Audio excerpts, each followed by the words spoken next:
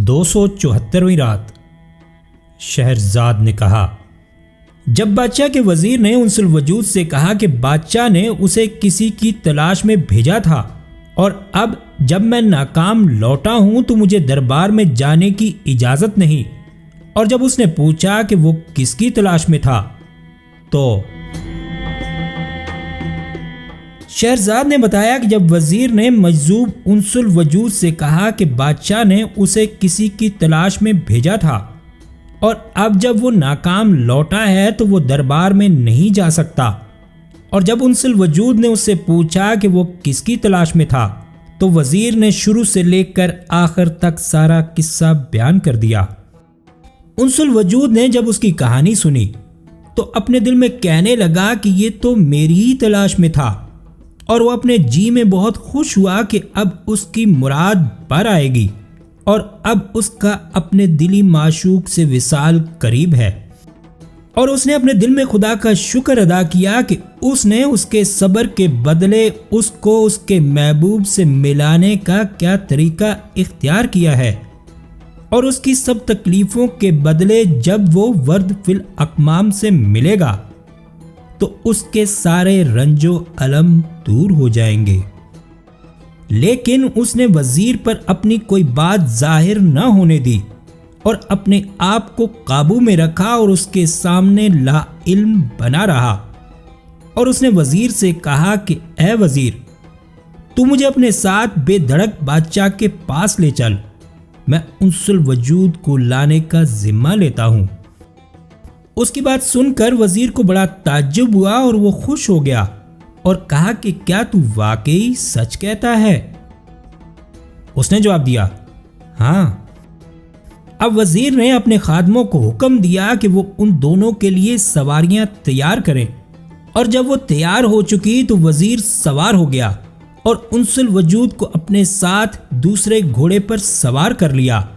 اور اسے اپنے ساتھ لے کر بادشاہ کے پاس پہنچا۔ جب وزیر اور انس الوجود دونوں بادشاہ کے سامنے حاضر ہوئے تو اس نے وزیر کو مخاطب کر کے پوچھا کہ انس الوجود کہاں ہے؟ اس پر وزیر نے جواب دیا کہ اے میرے آقا، میں نے تیرے حکم کے مطابق سمندروں، ریگستانوں، بیابانوں، جنگلوں اور شہروں کا سفر کیا اور ہر جگہ اس کی تلاش کی اور ہر نفس سے اس کے بارے میں پوچھا، لیکن وہ مجھے نہ مل سکا اور میں خالی ہاتھ تیرے پاس آ گیا ہوں۔ اے بادشاہ، میں نے اس کی تلاش میں کوئی کسر اٹھا نہ رکھی، لیکن اسے نہیں ملنا تھا اور وہ نہ ملا۔ بس یہ ہے میرا قصہ۔ جب بادشاہ درباز نے وزیر سے یہ باتیں سنی تو وہ بہت غضبناک ہوا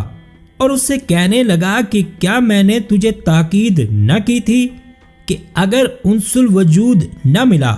تو تو بھی میرے پاس مت آئیو۔ وزیر نے جواب دیا کہ اے میرے آقا، تیرا کہنا بجا ہے، اور پھر اس نے انس الوجود کی طرف اشارہ کرتے ہوئے کہا، لیکن مجھے واپسی پر یہ ایک مجذوب ملا ہے، اور جب میں نے اس سے اپنی پریشانی کا ذکر کیا تو اس نے مجھے تمہارے پاس آنے کا کہا اور کہا کہ اپنے دل کو مضبوط اور مطمئن رکھ کر مجھے بادشاہ کے پاس لے چل، اور اس نے مجھے کہا کہ میں انس الوجود کو لانے کا ذمہ لیتا ہوں۔ اب بادشاہ درباز اس مجذوب انس الوجود کی طرف متوجہ ہوا اور اس کی حالت پر غور کرنے کے بعد اس نے اس سے پوچھا کہ اے مجذوب، کیا تجھے معلوم ہے کہ انس الوجود کہاں ہے؟ اگر تجھے معلوم ہے تو مجھے بتا کہ وہ کہاں ہے،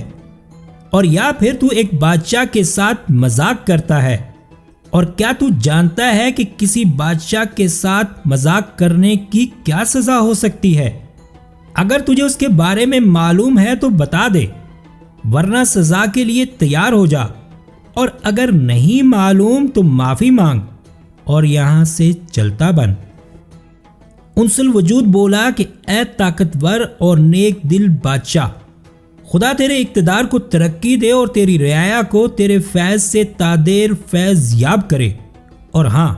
مجھے معلوم ہے کہ انس الوجود کہاں ہے، بادشاہ نے جب اس کی باتیں سنی تو وہ اس کی شیریں کلامی پر بہت حیران و پریشان ہوا، اور پھر اس نے اسے اپنے پاس بلا کر پوچھا کہ بتا کہ انس الوجود کہاں اور کس جگہ ہے۔ اب اس نے بادشاہ سے کہا کہ اے جہاں پناہ، یہ بات بہت رازداری کی ہے، اس لیے میرے اور نزدیک آ۔ جب بادشاہ نے اس کی بات سنی تو وہ اس کے اور نزدیک ہو گیا اور کان لگا کر اس کی طرف متوجہ ہو گیا اور کہا کہ بتا کہ وہ کہاں ہے۔ اب انس الوجود نے اس سے کہا کہ اے بادشاہ، اگر تو مجھے بتا دے کہ تو اس سے کیا چاہتا ہے تو میں اسے ابھی لا کر پیش کر دوں گا۔ جب بادشاہ نے اس کی بات سنی کہ وہ حقیقت جاننا چاہتا ہے